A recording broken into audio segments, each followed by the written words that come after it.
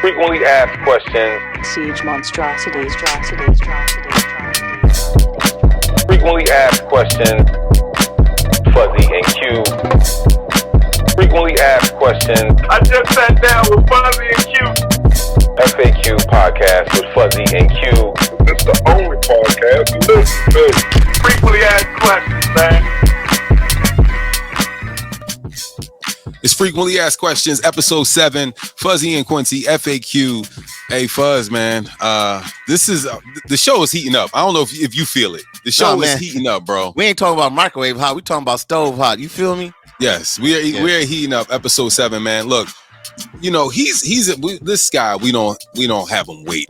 You know what I'm saying? We're gonna hop right into it. He a OG, triple OG. Triple OG. I remember moving to LA and hearing about his name, just in the community. Yeah. Now he's executive producer of this show on FX. On that name. Put some respect on that name. Yes, Hip Hop Uncovered. We have the executive producer, Big U, is here. What's up, Big U? What's happening with it? How y'all doing, man? Hey, man. Glad to be here. Yo, hey, listen, I'm glad you're smiling. I'm glad you're smiling. Thank you for stopping by, bro. They said I don't have a face. People tell me all the time, man, you look the same way all the time. We talking about you look. That's Big U. Yeah, that's big. Listen, Big U. Hip Hop Uncovered. Yeah. Wait, how many nicknames do you have? Big U, anybody, Draws, Hannibal, Almanac. All right, so let's go through them. All right, so where did Big U come from? My father, when I first started, when we started gangbanging, we all had names, like, and we all took on different monikers. And I didn't want to be named after somebody else. So it was a process of Eugene, and if you eliminate the U, the E in front of Eugene, and all the letters is Big U. Got it. So it's Eugene, Big U. So that's really where it came from. Okay. So I'm really Big Eugene. Wow. So it's Big U instead of calling me by my first name is Big U. Okay. All right. So we got some more. We got some more nicknames. I hear Draws a lot from family. I heard Corrupt say that. And see, most people call me Draws is people who really know me, like people who know me. If you've seen the documentary, you should be able to figure out where the Big Draws came from. Yeah, I still got I got maybe 2 more episodes. I'm on 5. It's in 1 and 2. Well, shoot, it If must. you see me playing basketball, you was playing in your drawers. Yeah. See how my drawers hung under the short pants? Yeah, good. You talking about you was playing outside? Yeah. I wasn't wearing them nut hugger drawers. You know what I mean? You remember back in the days when Magic Johnson was playing basketball? I mean, it's going to your nut hang out and your swipe swing. I see them little bitty short pants. Yeah, some little bit. Yeah, you did have. Yeah. You know what I mean? So that's really where Big Draws came from. But I love to hear all the stories when people say where it came from. I hear so many stories, I just let them go. I just pick one out the air, but that's really where it came from. Yeah, could we talk about that curl though? The curl, like my dad had the curl. The curl was. That shit was hard. Yeah, that's what I'm saying. The curl was there. Yours was wet and moist. What? And I had multiple ones. You didn't see how it switched over? Like, yeah. From California curl to the regular. What? You hear me? To the S curl, the California curl, the do-it-yourself curl. You ain't got no time. What? Now, hey, how much activator was in? It was one curl. I was like, man, it was there. Oh, I mean, I don't know, bro. I was like everybody else. I carried my juice with me. Okay. You know what I mean? Yeah. I carried it. Had in the stash. You know, we had bottles all in the back seat. Tearing up the starter jackets and everything. Oh, now you see, you made yourself old. You just come on, man. Yourself my age. Right. Hey, starter jackets where everybody used to have a little towel in the back of their jackets. Exactly. Hilarious. No. What about when you go over a chick house and you sit on her couch and her mama like, that nigga better not mess up my couch? Yeah, man. Get him out of there. Like coming to America. Yeah, exactly. Right, exactly. Yeah. All right. So you said that name. Almanac. Where did Almanac come from? Because that was when I was in the pen. Because you were talking about reading a lot. Yeah, we used to read a lot. And we used to have debates on the yard. So I studied theology while I was in the pen. Damn. I used to study theology. So I was getting my degrees in theology. So we used to read and we used to debate over and over again. So every Thursday, we all would pick a subject. and then somebody else would have to come out and we would research on that subject, and we would come to the yard and we had to present your case on that subject. So we used to do subjects on the brain. We used to study about the oblongata, the brain, the frontal lobes, the back lobe, all that shit. And then we had to learn different words, and so we had to learn so many words. We had to break the words down, tell you where the word came from. So it was like different things we studying. So I was always winning because I didn't want to lose. Right. And so the show we're talking about, I know we tapped on it to Q, but Hip Hop Uncovered is such a. First of all, congratulations on you, executive producing that. Shout out to Rashidi. I know he directed that. Cold Beast, man. Yeah, bro. It's amazing. It's amazing. The stories you guys are telling, like, it's like I know Big U on the executive side, and of course I know the street side, but Big U, you have, like, I'm just saying, you always been A1 day one with me, so I know you as from the hip hop side, radio and all this, right. But your history behind you, I mean, of course, infamous with the 60s, of course, we're talking about rolling 60s, but I'm glad that everyone is telling their story between Haitian Jack, Benny, Deb. Like, I'm glad everybody's getting a chance to tell their story. Yeah, we did start from street, but don't get it twisted. Like, we changed. We had, it was a change in our life, but you still got to touch the street still, even to this day. And I'm glad that you have Bear from Atlanta. Like, these are my homies. Like, y'all the homies, and I'm like, I'm glad that you are able to tell their story. Like, it's so important. Like, how difficult was it for you to really open up and kind of like tell this story though? Yeah, man, we told a whole lot of the story, and that goes back to Rashidi. When I first started and we first started doing it, I didn't want to get him no tapes. I didn't want to get him no film. It was kind of weird to me that I had even agreed to do it when the story came. Then I said, I'm telling the story. It's my project.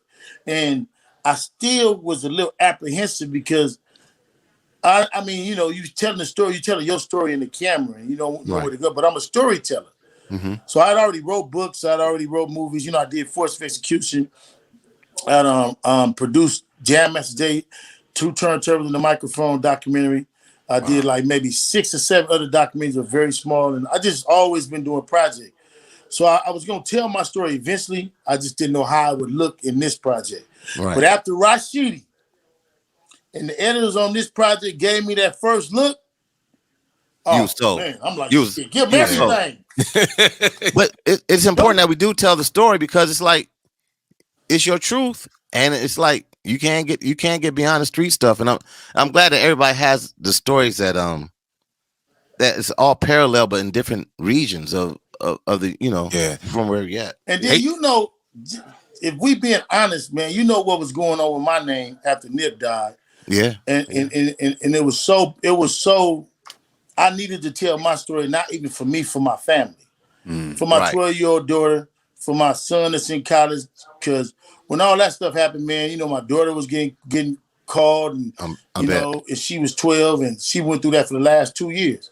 Then my son at college, they called my son in about that stuff, and it was really hard for them. And then to me, it was like, hey, who gives a, me, I'm a hustler. You know what I mean? I can take whatever comes. And I feel like when bad things happen for me, it's happened to the game. And then my wife. So it was my wife, my other son, and it just hurt a lot of things. And so it made me feel like I had to tell the story. Yeah. And the timing. And then when I correlate Jack, when I said me and Haitian Jack, same exact story. Crazy. People obviously accusing you of something that they know you did not do. But it's a run-on. And then I'm looking at my life and helping people, and I've always been trying to help people. If I don't tell my story, who is? And then when John Singleton died, it really made me want to tell it, because I was like, damn, he ain't even gonna be able to tell his story the way he want to tell it. It was one thing Haitian Jack said. He was like, man, people are like, man, why are you saying the story? He's like, man, if I don't tell my own story, somebody else is gonna say the story and spin it whatever way they want to, and we won't have like the real facts to hear your voice. Just going back to the Nipsey situation. How tough was that for you? Knowing that how close you guys were, and and you being from, you know, like that's your neighborhood, you created that, and then hearing the BS out in the streets. Man, it was real tough. And like I said, it wasn't even just as tough on me, it was tough on my family. Yeah. Because, you know, people were taking shots at my 12-year-old, my daughter. And it put her in a depression because, and what people don't understand is like what your words do. You know what I mean? I'm cool. You can do what you want to me because I can handle myself. But you the got baby people saying shit and then doing shit and making fake pages and going on my daughter page and going on my wife page and anybody who was doing business with me, even if you knew and you didn't feel like I had nothing to do with it, it still makes it hard for you to even do business or do business around somebody because people look like, why is he messing with him? You know, and they think and so it made me not be able to mourn too. You know what I mean? You like, you can't really mourn if you in fight mode. You in defense mode about shit that you know. And then, like I tell people all the time, I just had a conversation. I'm gonna be honest with you, Fuzzy, on your show for the first time. Okay. People say something to me about Wack, right? Why you don't say nothing to Wack? Well, Wack told his truth. But I can ask his family, why y'all ain't told the people that I ain't had nothing to do with this shit? When y'all know it. You want me to say something, but how about y'all say something? How about Lauren London, his brother, his mother, and all of them say, y'all know this man ain't had nothing to do with this shit. But you want to say me being quiet on something is me agreeing with it. Well, how about y'all being quiet? Don't that work the same way? Wow. When, I mean, be honest with you, why isn't it that they saying nothing? You want this shit to go like this. When clearly, he wasn't my friend. I didn't grow up with him. He's 25 years old. He's younger than my middle son. They was all friends. They all grew up together. They had a conversation. You know what I mean? Ain't nobody going to go do nothing. You're going to have a conversation with somebody. They clearly got the conversation. So why are they letting this shit go like that? But you want me to say something to somebody. And you still haven't had a chance to talk to the family or anything? I'm not even trying to talk to the family, bro. I wasn't in no relationship with the family. I was in a relationship with Nip. Right. But at one point, I knew you and Nip had some odds, right? Came to some odds, right? For one day. One day, right? But I understood that it got back to like you guys have spoke. I think Nip even told me like you guys spoke as men and it was cool. It was, look, he shouted me out at every song, every album he did. Right. He called me back to manage him. Why are they murdering him? Why are they muddying the narrative? Why they put mud on it? Bro, me and this man had no beef. And secondly, he couldn't beef with me. Right. Even if they wanted to. You understand what I'm saying? Right. I am who I am. You can't beef with me. And then I have to wait 13, 20 years. I mean, I'm gonna be honest with you, Fuzzy. I hear you. You understand what I'm saying? Like it wasn't possible. And he shouted me on every song. I gave him an award. I'm in the studio with him, and I showed, and this is what killing him, because I showed everybody. We was together 2 weeks before he died. Didn't he show up to one of your events? Like you had I gave him an award, the only award he ever got, bro. Right. So when was we beefing? Yeah. You know what I'm saying? Right. We own the thing on the documentary, and me and him sitting together, and he talking about go get, you know what I mean? The project, you got to pay for it. We on Atlantic. Right. So where was we beefing at? Yeah. I'm the only one, if you go back and check the timeline, I promoted his album all the way through. But you got to understand, people are self-grandizing. They took this advantage of my nigga getting killed, and they built these dudes. Some dudes and build radio stations. Some dudes and build podcasts off just assassinating his character and assassinating mine. What and I know, when you do things like we do things like this podcast, and it's like, man, it's the clickbait. It's like, oh my goodness, this is what's going on. If you could you just tell us how you felt about Nip? You know what I'm saying? And how you felt when he passed? Bro, I was hurt when Nip passed. You know what I mean? Yeah. I was devastated because it hurt my family. My daughter was crying. Yeah. My wife was crying. And, you know, my son, he tweeted my son at football every day. They communicated with each other.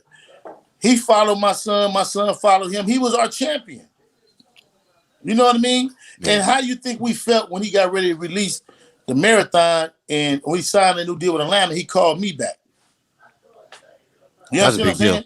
The big deal. He flew me to Atlanta to be in Rap Niggas. Mm-hmm. I'm on the boat. Yeah. You know in the video. Yeah. The boat. I'm on the boat, nigga. Yeah, I feel you. Yeah. You know what I'm saying? I'm sure. on the boat. He talks about me on every project because he knew who his homeboy was. He knew who helped give him his dream. Yeah. You understand what I'm saying? Yeah. He knew that. He didn't lose sight of that. So I didn't have to have a relationship with everybody else. Because they didn't make music. Got it. When you sign an artist, you don't sign his mama, his cousins, auntie, his best friends. You sign the artist. Mm-hmm. You don't even know if they talk to their mama, their daddy, auntie, and cousin.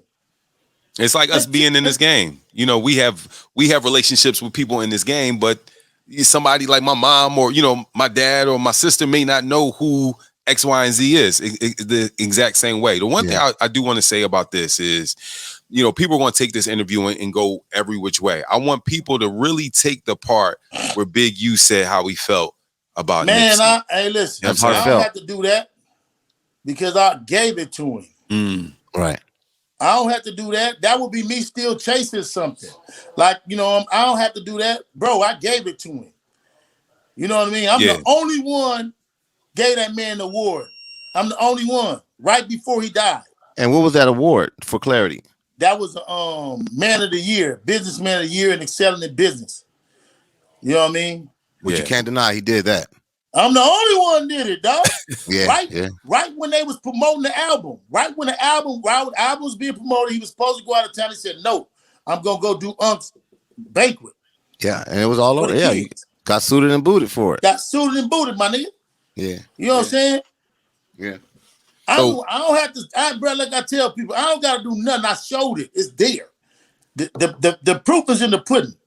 Yeah. I'm in a blue suit, man. We dapper it, man. No you know doubt. what I'm saying? Me and my nigga laughing and smiling and taking pictures and everything. Fun. I didn't make him say the words he said. Mm-hmm. Mm-hmm. Why I need to do anything? My nigga said this self. Who did he tell he loved? Just like I told him I love him. You know what I mean? Yeah, I don't gotta say nothing to nobody else, bro. I know that has to be heavy for you, and I know, like, even after Nip, not no more, Tubby. Not no more, bro. Fuzzy, not no more. Cause see, I feel like I stepped on them now. They shitted on me for 4 years, man, for 2.5 years. Guess what? You cannot shit on what God created, man. You can't shit on what God ordained, bro. You know what I mean? Allah say, I'm not gonna put on you what you can't bear. The vilification is here. Because guess what? I got the tapes. Yeah. Now y'all got the tapes. And you know in your heart. And I knew him all. I mean, come on, man. We got the tapes. It's out there. You can't go muddle the story. You can go say what you want to now, but you're going to look stupid and sound stupid. You know what I mean? And I'm through explaining. I gave it to him. I'm through explaining, man. I'm finished with it. We are on the next level. I did a great project. And what I want to say to the world is I want to give the world something that they can hinge on. That when I hear Fuzzy say, I know these people. Yeah. When I hear Fuzzy say, I can relate to that story. I wanted people to be able to say that, man. I wanted people to be able to say that the sports arena, damn, I remember that. I remember them fights at the sports arena. I remember this, man. I remember the Jerry curls. I remember that. I wanted people to be able to talk about the Bronx and Detroit and all this different stuff, man.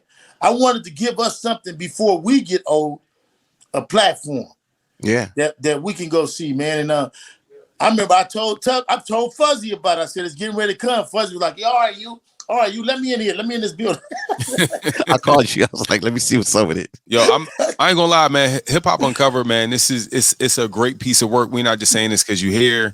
It's Dude, our story. it's black. so it's you know what I'm saying. It's black. It's street. The way y'all captured what LA was, right? You know what I'm saying? Boys in the Hood and Menace and all these different things. Like, I know coming up in Philly, I was like, man, I gotta get over there. You know what I'm saying? And we knew Corrupt from Philly, and it was, man, Corrupt over there. He with the Dog Pound. Like, it was a big thing being from the East Coast. So when I got a chance, I made sure I moved over to LA. I was like, oh, this is real. Like, we would.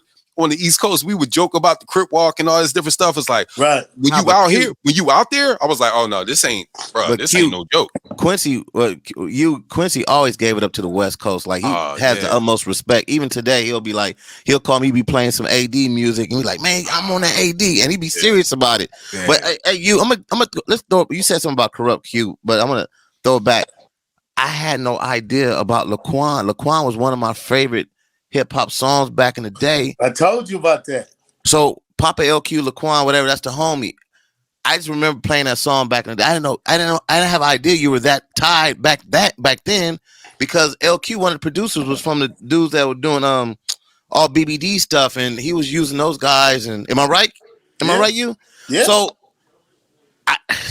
I was like, damn, like the history behind LA. And I'm gonna tell you what else what I like about, because I'm from, Q always get. I'm born and raised in Compton, South Side, right? He says it at least once a day. He says it at least once a day. That was his one time saying it today. I was waiting. Say it again. I guarantee. Oh, for sure. No, but even when y'all, it's two things.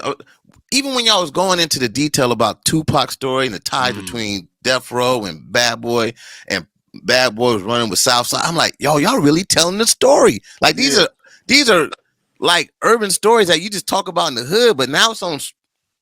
I'm like, wow, y'all broke it down. I'm gonna tell you else what I gave about the 60s.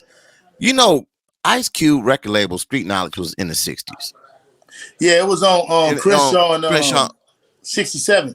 Right, but I'm just saying, like, Ice Cube was probably one of the first dudes that had his record label in the hood. Yeah. And I remember being as a kid or younger, I was a teenager. I thought that was a big deal. Like, I'm going down Crenshaw, going down west. I was gone too. You was already locked up, huh? I was gone that whole time. Damn, that's crazy. I left in 91. I left right before the riots happened. Wow. So I left right before the riots. And so a lot of people don't know, because when I talk about Suge, they don't understand that. And you would. Before the riots, LA was split. Yeah. We ran World on World Skating Ring. We ran Basic Muscle Hollywood. When the riots came and the black thing happened, it golfed up a lot of how we used to run LA, as far as we used to be on dudes' head, moving certain places. You know what I'm talking about. And 100%. a lot of these babies and these kids don't get it. No, it's blurred lines right now. Because you grew up in the era since they grew up in the era since the riots. But prior to the riots, wasn't a whole lot of Compton dudes coming to LA pushing no line. And you know that and I know that. Just like we wasn't going to Compton pushing no line. Right, and you had to be careful on Sundays going down Crenshaw. Hello. Cruising. Wow. Like cruising on Crenshaw was a big deal, Q. That's why Dr. Dre made Dr. Dre and Ice Cube made the song. Yeah. So were you out on the street when they made Boys in the Hood? I was out. Yeah, they asked us to be in it. That's all right. So this is what I wanted to know, because they said John Singleton. We were talking to Kareem Grimes, right? He's an actor, from that area, and he was like, "Man, this was like literally in my hood." Did John Singleton? Can you tell us about the conversation with John Singleton coming in asking? Because he had he was dealing with my big homie Stone. Okay, so you got to remember, we was getting money then. Like, we could have paid for that damn movie. Much money as we was getting a bag. We was in and out of town. You know what I mean? Like 87, I came on March 87 from 4800. And me and homie Perdog, we took off and went to the soda. And after that, I was getting a bag. You feel me? I'm seeing easily an M every couple of months, an M in and out of that mug. and spinning that damn near. You feel me? Damn. Just going, yeah.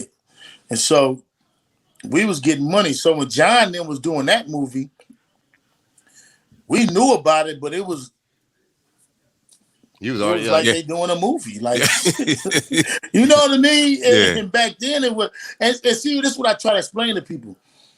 Back then, rappers didn't have no money. Entertainers didn't really have no money. Everybody had the money was the Doughboys. Facts. It was the Doughboys. Man, Eazy-E, Ice-T, Ice Cube, and all of them, they could have did whatever they would, except for the Ice-T. All the rest of them could have moved around LA, man. We wouldn't knew who the fuck they was. Or we wouldn't even have cared. Yeah, Ice-T was notorious. Tracy. Yeah. Notorious. You know, so we didn't look at them like that. Them dudes was probably making about $15,000-$16,000 a show, I think. I'm not even sure. Right. If that much. We're making $15,000-$16,000 a day. Yeah. A transaction. You know what I mean? Yeah. Right. So hell no, man. They wasn't even what the song was about. And John Singleton shooting a movie called Boys in the Hood. No. It was like, okay. It was, yeah. Okay, like they doing what? They got cameras on Cimarron? What that mean? What they doing? And we got real paper over here. We got real paper, and I had my own camera. If you remember, you got to see that I was filming back in the early 80s. And I already had a foresight for that, man. And then, man, I came home, man. This is what's crazy. I went to go look for my old films and my old tapes, man. You know, my mama didn't put goddamn Oprah Winfrey. She recorded over a bunch of stuff. Guiding Light, Oprah Winfrey, fucking, oh my God, man. I seen. She recorded over a bunch of the VHS. Her and my auntie, bro. I got one to get that basketball footage. Wow. Do you hear me? I know you were sick to your stomach. I got tapes and tapes, all of them recorded on. Damn. Mama. Got to break the tab on the VHS tape. Bro, I went through my tapes, man. When I came home, I was so heartbroken. And I'm looking at the tapes. I'm like, wow. I know what was on here. Man, I got some. But she did have some old footage of my little brother, rest in peace. Okay. Of my little brother, rest in peace. She had some old footage of him. And some old family stuff, but of the hood, man, I videotaped everything in the hood. That's great. I used to videotape the fights. I used to videotape some of the meetings that didn't go crazy. I used to videotape everything, man, because I already knew. Because I always liked film. I was always, in my mind, it was always about cinematography. I always liked that. Really? You know what I mean? Man. And that's in the era when people wasn't taking pictures. Like it was kind of corny for you to take pictures of the homies, like, you know. And I'm like, nigga, I'm doing what I want to do. So right, because you got a camera. You was popping. You was one of only probably in the hood that had a camera like that. You know what I'm saying? And I'm like, here, we gonna put these up or what? We gonna do? Square up. Hey, you. Something else I found out by watching Hip Hop Uncovered was that you knew Harry O. Yeah, you met Harry O in jail, and which is Harry O is if you guys don't know, Harry O is one of the guys that gave money to start Death Row. Well. Allegedly, I'll say allegedly, but I know that a lot of people credited him for that. And he just came home recently. Have you talked to him since he's been home? No, I ain't talked to him. Really? I know Battle Cat and Snoop and everybody was happy, you know, that he came home. So shit, I'm happy he home too. Shit. You said what? I said I'm happy he home too. I'm happy that's a man come home. Yeah. Just going back to Corrupt, man. It was one scene in the doc where you were talking about you pulled up on Corrupt. Corrupt was about to bang and put some work in, and you had to, you know what I mean, kind of pull him out. Like, can you just tell us about the relationship? Tell us about that incident. Man, let me tell you, man, I love Corrupt so much, man. Corrupt didn't have to do shit for me. I was coming off of Laquan. I was going in and out of town getting the bag. Right. And my little homies wanted to go do their thing. But I had already met Corrupt through Lamont Broomfield. And Lamont was like, man, I need your help with the kid. Because I was getting money, and Lamont was really focused on his music. Okay. Lamont and his brother. So Lamont always was a forward thinker in this music business, Lamont Broomfield. And so he brought Corrupt to me, and he was telling me, you know, we're going to do this. And I'm like, I'm going to get started Delicious Entertainment. And I got the cards made. I was doing a club with it, and I was doing some other stuff. And Corrupt was the one. Corrupt was spitting. He was in there with Tone Tobin. It was in every night. We was at the garage recording. So when I get back in town, and the homies, and Corrupt, I pull up on them, and I'm, like, man, what's y'all route? And they like, whoa, and I'm looking the car, and I see Corrupt. And I'm like, man, is you the rapper? Ain't you the rapper? And he like, yeah, man. I'm like, man, come here, man. I pull him out the car. And at that time, it was probably 2 out of 10 people had cell phones. And I'm trying to call. Talking about brick phones and flips at that time. Brick phones, yeah. And I'm trying to call Broomy. I didn't get Broom, but I told him, I said, man, go on, get your ass, around the corner to the studio. Wow. And I had seen Corrupt probably, bro, honest to God, maybe 4 or 5 times after that. And I just was on his head about getting in music, staying in music. Right. You can make it because you really got the gift. And then I went to jail. Damn. Wow. I went to jail, got sentenced to my time. About 3 years into my sentence, I get a letter with it's a receipt that lets you know that somebody sent some money. And I get the receipt first, and it's like $3,400 or something like that.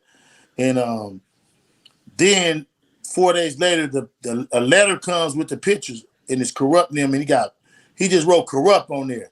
And then I was tripping off like, why you spell it with a K? Oh, you're right. You know what I'm saying? I'm thinking like, yeah, I already know. But I'm like, this thing spelled Corrupt with a K. But then I'm like, going. So we moving on, and I was just happy, man. And then he just stayed with me, and then they telling me, Corrupt, put your name in the song. Corrupt, woo, Big U, we love you too. And he didn't have to do none of that, bro. Wow. You talking about the song "We Can Freak It," which is probably one of the. Oh man, that's legendary. He kept my name in the song, and he kept me linked to. That's how I got linked to Suge and Snoop. Snoop and Daz went on Soul Train and wore my clothes. I was doing unique clothing from prison.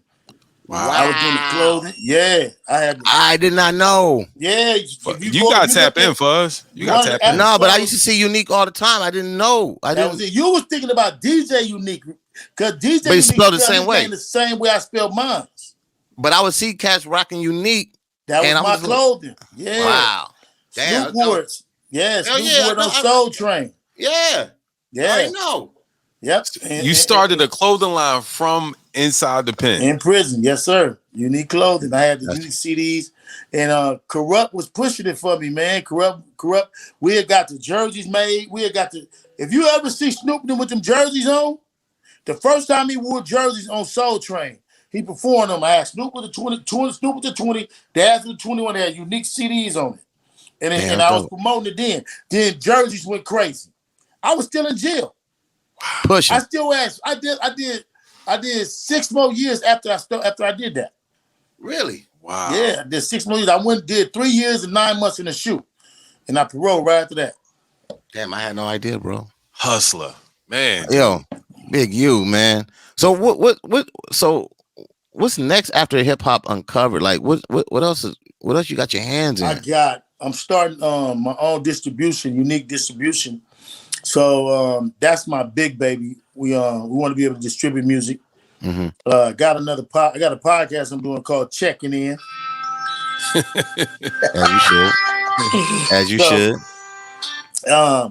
We're doing that, but like I said, man, my biggest thing is unique distribution. So I'm not really trying to sign artists more than I'm just trying to have artists have a platform for artists to get their music out, and then we can promote that. So like distro kids, like guys you got over here, Empire. Yeah, Empire. Uh-huh. And so if somebody pops, we'll of course reach out to them and try to get them in. And then of course I got the Crips documentary I'm doing. I'm doing the life of Raymond Washington. We got that locked in. So I want to tell a unique story and a big story on how the Crips really are bigger than the Black Panthers were at the time. But we're just so disorganized, and the Crips eventually birthed the Bloods, or however they want to say it, how that shit gets crazy. And then I'm doing another documentary on 2 of my homeboys who just paroled. One of them did 27, the other one did 25. Wow. They did more bank robberies than anybody in the history of the United States of America. And where were they from? How many bank robberies? I think it was the 147 or 170 something. What? Yeah, they had 7 books written on them by FBI agents. The FBI agents who were on their case, and now they home. So we're inking a deal right now in the process of putting that documentary out. We're trying to figure out if it's going to be a 1-part or a 4-part, but I'm definitely know it's going to be more than one. Do you think that'll go to theatrical? Well, we're actually in the deal. I got them the best deal in history. I got them a better deal than I even got. Wow. Because of the documentary and the success of my documentary, I was able to get them a better deal than I got. But we have a theatrical part in there, so we're going to do the documentary first and then try to come with either a scripted or a theatrical part after that. We're going to kind of do it backwards. Hey, were you surprised at how I'm still surprised at how openly Haitian Jack speaks on hip hop? No, man. Jack like me, man. Jack didn't want to get his say out.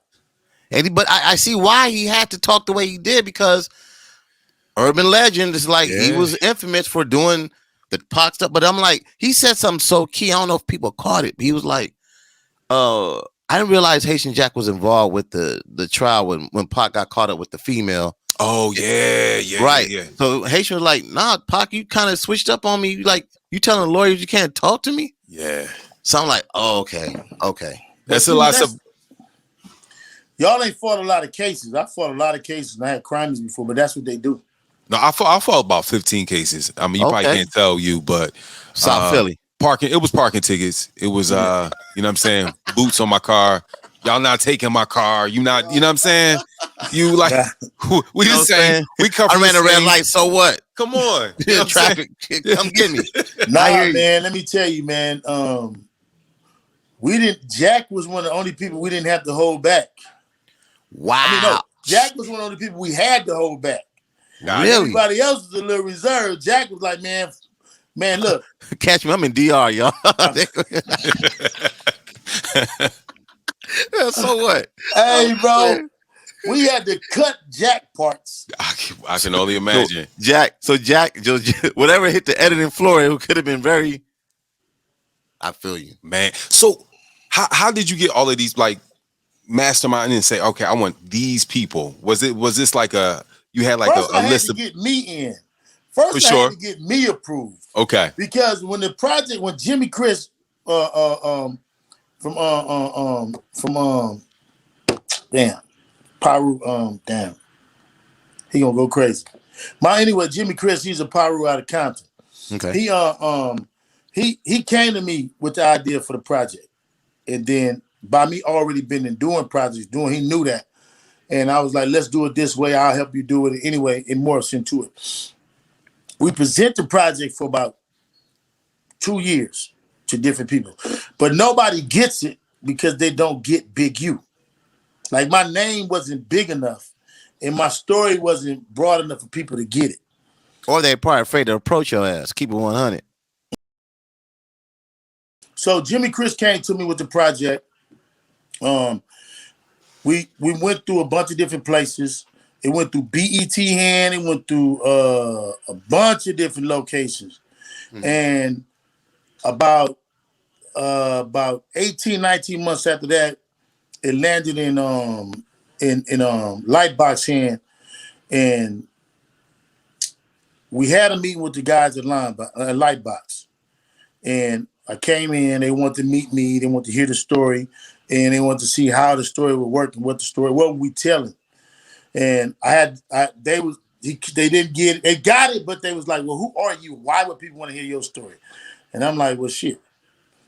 I don't know. It's an LA story. You want to say I'm Big U because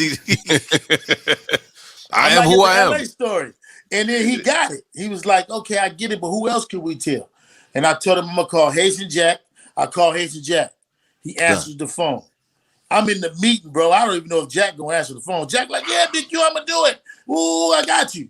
But Jack really was doing a documentary at the other time. Then I called Lil J in Houston. Lil J answered the phone. Jay Prince. He like, oh, I got you, bro. I got you. I'm going to do it. Ooh, I'm like, cool. Which I see the parallel. I see all the parallels. Yeah, I called Trick. Now I'm in the meeting with these guys right now. I don't know none of these dudes gonna answer this phone. I'm 4 for 4. Trick answered the phone. I'm telling them about the Trick and the Rick Ross and all this and no fly zone. Detroit, and like, cool, we'll do it. So the dude loves it. So you doing this all in a pitch meeting right now? All in the pitch meeting, bro. One pitch meeting. We walk out of there, Rashidi's going crazy. Rashidi's like, bro, you did it. Whoa. And now we own. We start going to long form. We're going back and forth. They arguing over this and arguing over that. And I'm like, man, this got to be this. I got to pay this. And we into it about a week. I'm trying to get a deal to do another show for another show that falls through. I'm kind of depressed because I thought it was gonna go through, and I just was really depressed. Like I was kind of mad the show didn't go through, and then they brought this and they said, "Well, we'll give you this amount of money." I'm like, "Here, fuck it, I need the money." Hey, but you know how important the story is too. Yeah, right. And then Nipsey died that week. I signed the contract. I want to say when I signed the contract, Nipsey died maybe 2 weeks after that. Oh, man. 2 weeks after I signed the contract for the documentary, bro. And I'm like, whoa. Now they calling me like crazy. Now I'm offended. I'm like, hey, man. It's not about that. It's not about that. Yeah, we're not doing none of that. We're not filming that. We're not grabbing that, man. We're going to tell the same exact story. Stay on board. We're not finna change it to that. You know what I mean? Yeah. We ain't finna do that. That ain't finna become that. And I had to put the boxing gloves on and let them know, no, the story gonna stay the same. Right, it's not about that. Do you see a season 2 of this, right? Because you said, No, I actually see a season 10. Okay, so who could we see for next season? Because Jay Prince, you called Jay Prince and, we don't see him. He's still doing his documentary. Okay. Jay was doing his documentary. I filmed Jay. Jay is my bro. He always give me love. I filmed Jay. I filmed P for the Migos. I filmed a couple of different people, but everybody was already kind of like doing their own thing. So I can only use so much in telling the story.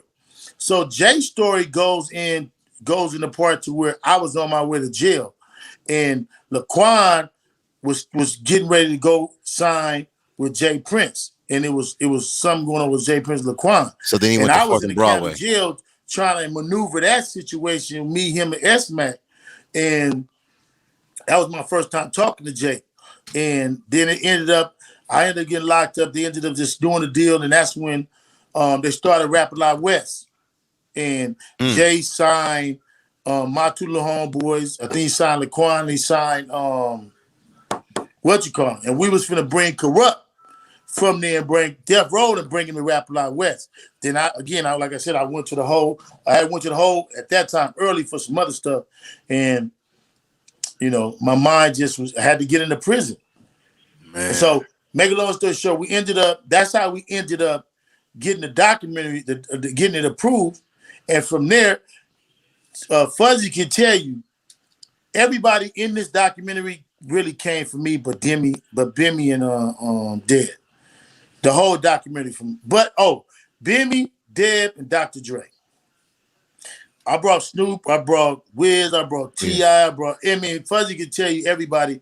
I exactly produced this thing because then I had a history of doing it. And so.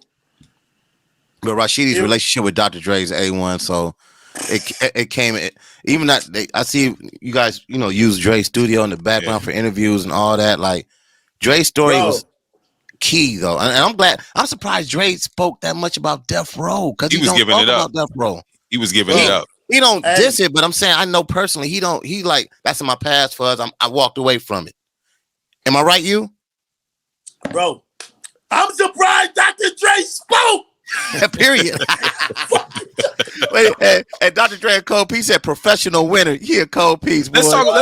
Let's get producer you.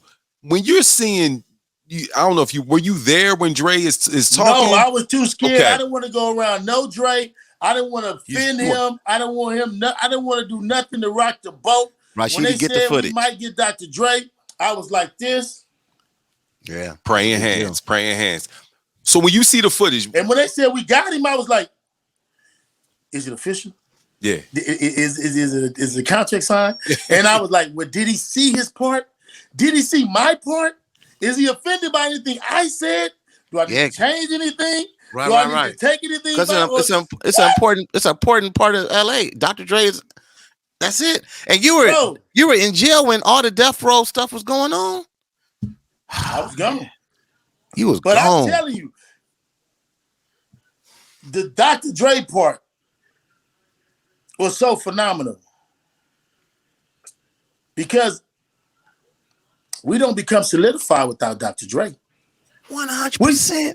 We are good because we got Ice-T, we got Snoop, we got a lot of whatever, but Dre puts the stamp on it though. Yeah. Solidifies it. So because I'm producer side. When you see Dre's interview, how overjoyed were you seeing this footage? So I can't dance no more. I got it in me, man. I was jigging. You remember the movie? Yeah, I saw. Yeah. I brought it back. Yeah. Because Dre's story intertwined with so many layers with the Run DMC running into Jam Master Jay. Even everybody in LA knew about the Long Beach Convention story. Like, y'all, I heard about them. Them fights was infamous at the Long Beach Convention when Run DMC showed up. Like, then Jermaine Dupri talking. I'm like, all these stories was like, yeah. I loved how it made sense. Everybody like, I knew about this. I heard about this.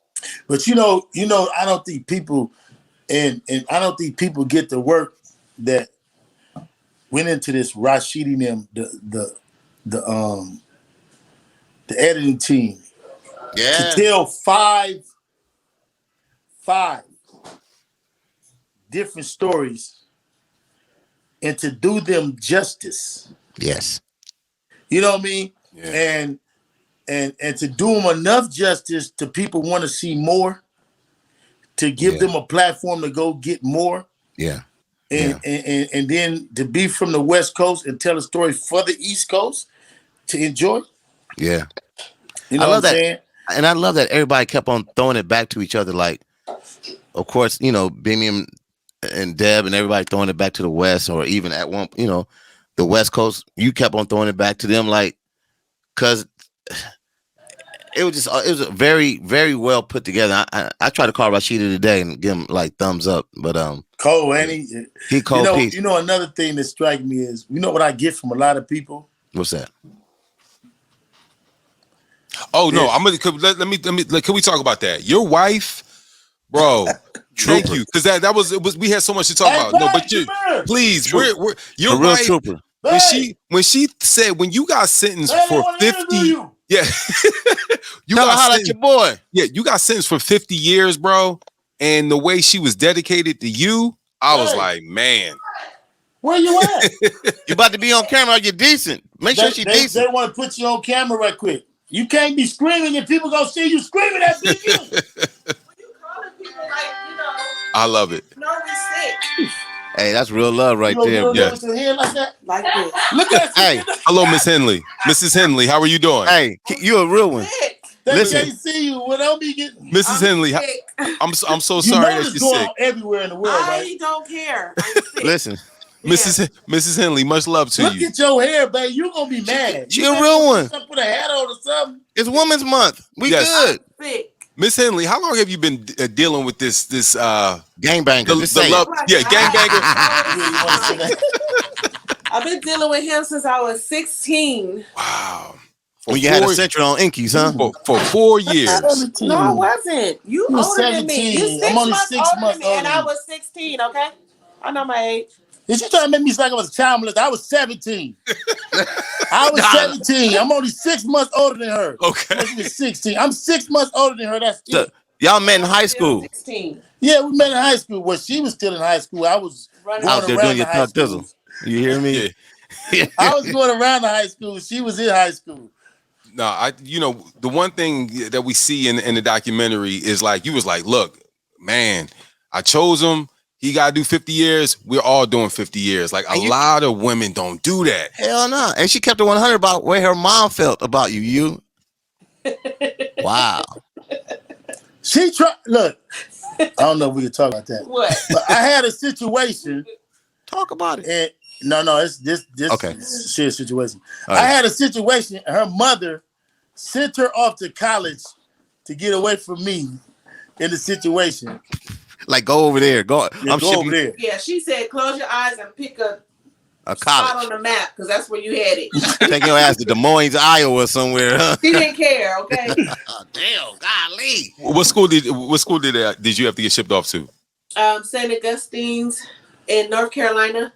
Oh, that's an all-female school, right? Is that all? No, but it's a private Black Episcopal college. Okay. If you had money to get on a flight, shoot, ain't nothing. No, well, and then I came home, right? So let me tell you this story.